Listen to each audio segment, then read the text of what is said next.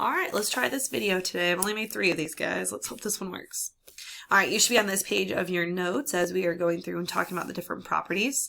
So I'm going to go through and explain these and then hopefully get to the condensing and expanding. All right, so first property that we have to talk about is your product property. Excuse me. You have log base b of m times n.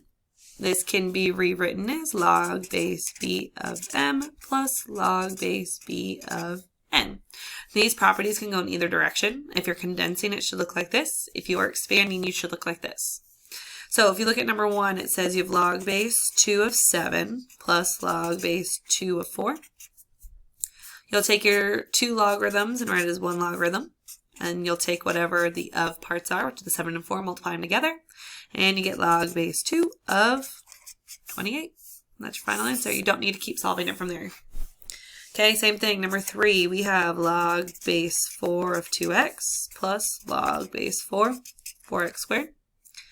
Take your log base 4s, rewrite them as 1, and take your 2x times your 4x squared, and then simplify in there.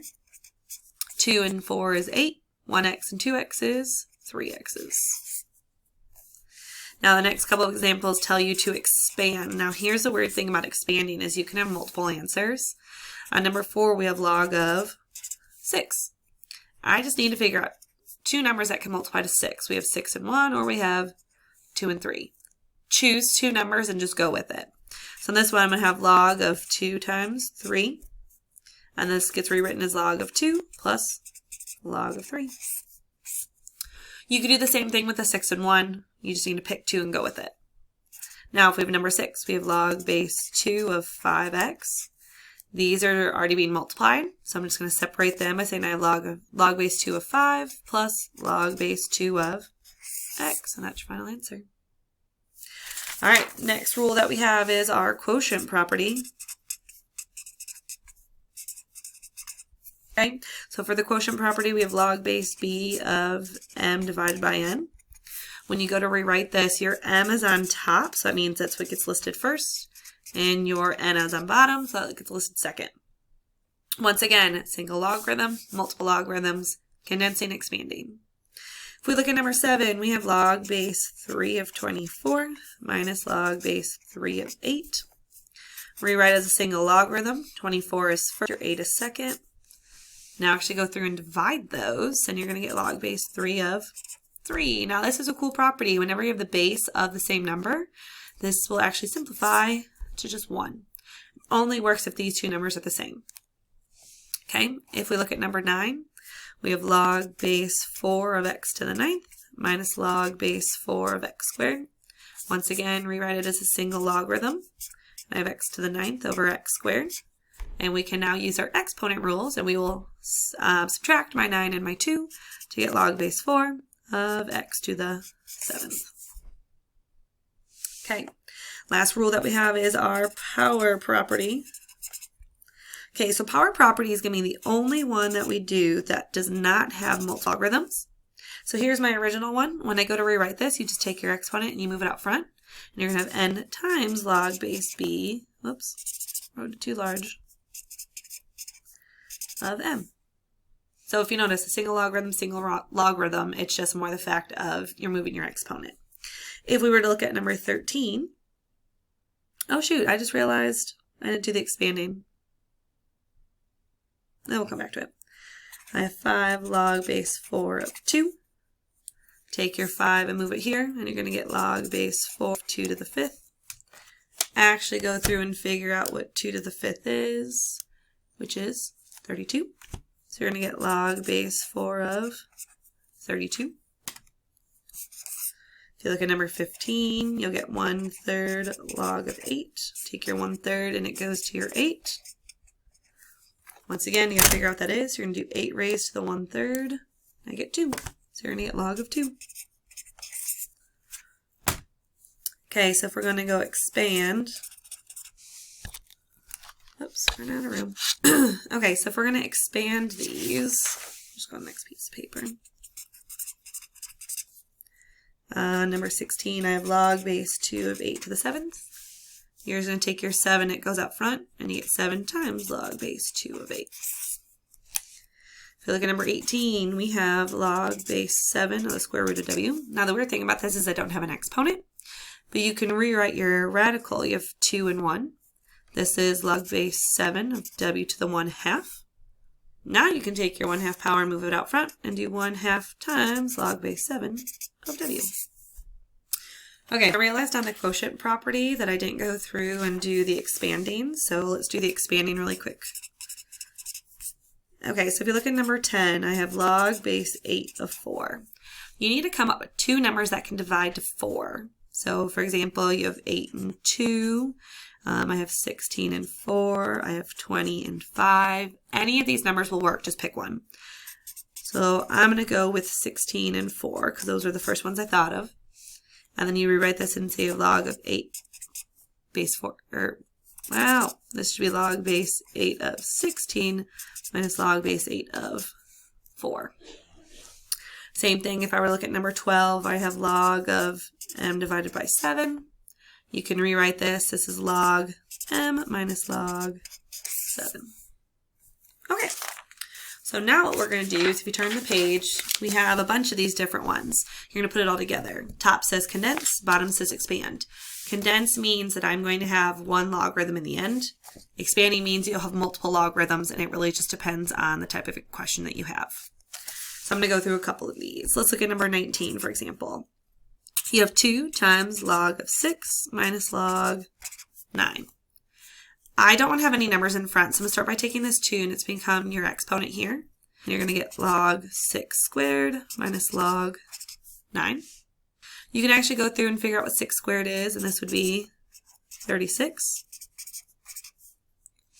Now I can use my subtraction, which is division, and you'd get 36 over 9, which simplifies to log 4. That's your final answer. So I went from having 2 logarithms to 1 logarithm. Let's try another one. Let's look at number 21. We have 7 times log 4 of u minus 3 times log base 4 of v squared. We have exponents, so move your exponents here and here. You're going to get log base 4 of u to the 7th minus log base 4. And this is going to turn into v squared cubed. So going back to my other exponent rules that we've had in the past, when you have an exponent raised to an exponent means we multiply. Now I can rewrite this as a single logarithm. Log base 4. U to the 7th is on top, and my v to the 6th is on bottom. And that's your final answer. Now number 23 is kind of long because if you notice on this one we have multiple logarithms. So I have log base 3 of 4 plus log base 3 of y plus 1/2 times log base 3 of 49. So let's start. There's no number out front, but on this one we do. So I'm going to take this 1/2 and it's going to become my exponent. So let's just rewrite it.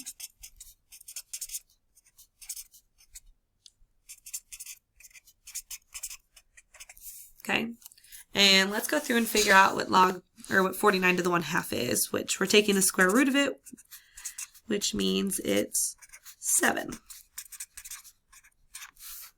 Okay. From here, if you notice, all my logs are the same, so I'm going to rewrite it as 1 log, and then I'll take my 4, my y, and my 7, and I'll multiply them all together. And we can simplify this, and you're going to get log base 3 of 28y. Okay, let's look. Let's look at number 24 because it looks a little bit different. Okay, so on number 24 we have 1/3 times log base 5 of 8 plus log base 5 of 27 minus log base 5 of 3. So the first thing I'm going to do is I'm going to use my parentheses. I'm actually going to combine that into 1 logarithm. I don't need to distribute this 1/3 yet. You could at the beginning, but you'll have to do it regardless. So let's just do it at the end. So we're going to do 1/3.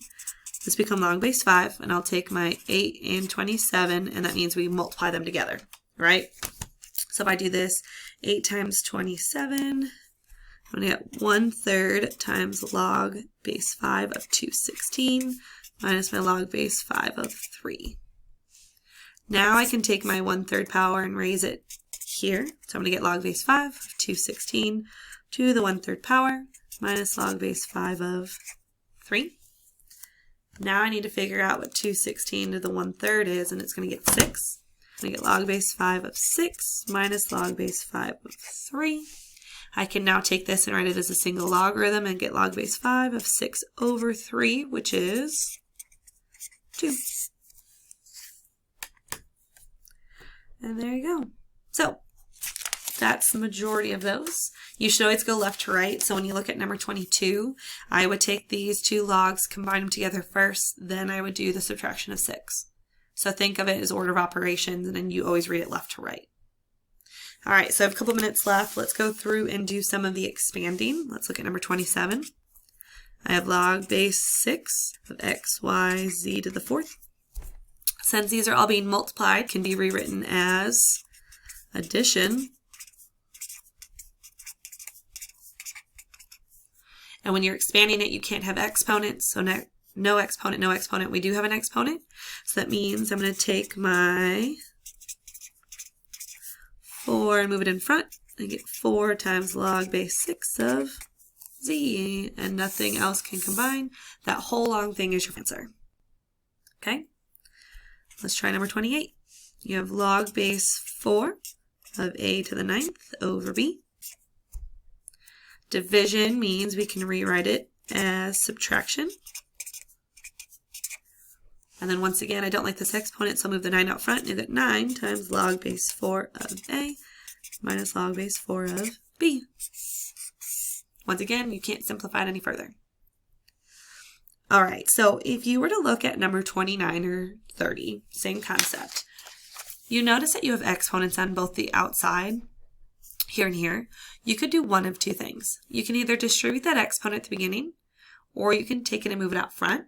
The main thing is that everything is going to get raised to the power of 2. So I think it's easier. Let's say we look at number 29. I have log base 7 of q to the 4th r squared. That's all being raised to the 2. I say take that power of 2 now and raise it here and here. So 4 times 2 would be 8, and 2 times 2 is 4. Now you can go through and rewrite them with your addition. And then last but not least, we don't like our exponent, so we'll move it out front. You get 8 times log base 7 of q plus 4 log base 7 of r. Okay, I have time to do a couple more. Here's number 31. We have log the square root of 7x cubed. Okay, so we need to go through. I don't like having a square root. I can rewrite this as 1/2. Same concept like we did on the last one. You can take this 1/2 power and move it here and here. So we're going to get log of 7 to the 1/2. And 3 to 1/2 is 3/2. You can now go through and rewrite these. So I can have log 7 to the 1/2 plus log of x to the 3/2. And last but not least, you take your exponents and move it out front. You'd get 1/2 times log 7 plus 3/2 log of x. All right. So there's a couple examples I haven't gone through, but if you need me to go through any more, let me know. If not, try your best, and I'm going to try and set up times for conferences tomorrow once I figure out how to use that function in Canvas. Hope you're all doing okay, and if you have questions, let me know. Have a good day, guys.